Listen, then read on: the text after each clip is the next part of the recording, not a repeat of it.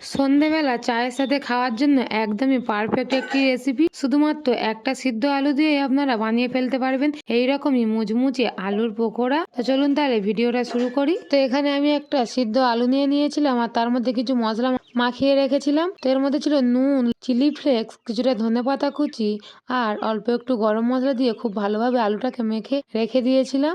আর এখন হাতে একটু আমি তেল মাখিয়ে নিয়েছি আর এখন এই আলুটা থেকে ছোট ছোট করে কেটে নিয়ে আমি আলুর নাগেটসের মতো শেপ দিয়ে নেব। এই যে দেখুন, এইরকমই চারকোনা ভাবে শেপটা দিয়ে নিয়েছি। আপনারা আপনাদের পছন্দ মতো শেপটা দিয়ে নেবেন এখানে। এই যে দেখুন, একটা হয়ে গেছে, কতটা সুন্দর দেখতে লাগছে। সবগুলো ঠিক একইভাবেই তৈরি করে নিয়েছি। আর এই দিকে একটা বাটির মধ্যে একটা ডিম ফাটিয়ে নিয়েছি। এখন এর মধ্যে দিয়ে দেব অল্প করে একটু নুন, দিয়ে একটা হ্যান্ড উইক্স দিয়ে খুব ভালোভাবে ডিমটাকে ফেটিয়ে নেব।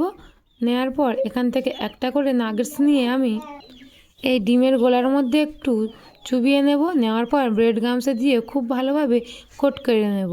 আমি এটাকে ডবল কোট করে নিচ্ছি।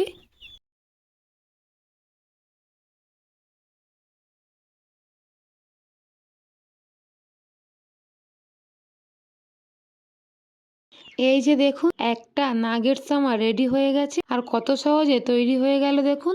আমি ঠিক একইভাবে সবগুলো নাগেটস তৈরি করে নিয়েছি। এখন গ্যাসে একটি কড়া বসিয়ে তেল গরম হতে বসিয়ে দিয়েছিলাম। এর মধ্যে একটা একটা করে নাগেটস আমি দিয়ে দেব।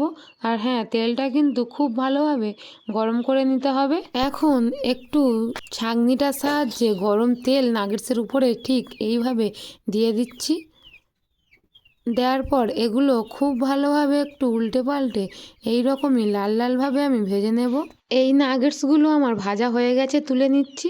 আর ভাজার পরে কতটা লোভনীয় দেখতে লাগছে দেখুন। সন্ধ্যা আর টিফিনে চায়ের সাথে কিন্তু ঝটপট এটি তৈরি করে নেওয়া যায় আর খেতে তো লাগে দুর্দান্ত। তো আপনাদের এই ভিডিওটা কেমন লাগলো অবশ্যই কমেন্ট করে জানাবেন। আমার ভিডিওটি ভালো লাগলে চ্যানেলটি সাবস্ক্রাইব করে পাশে থাকার অনুরোধ রইল।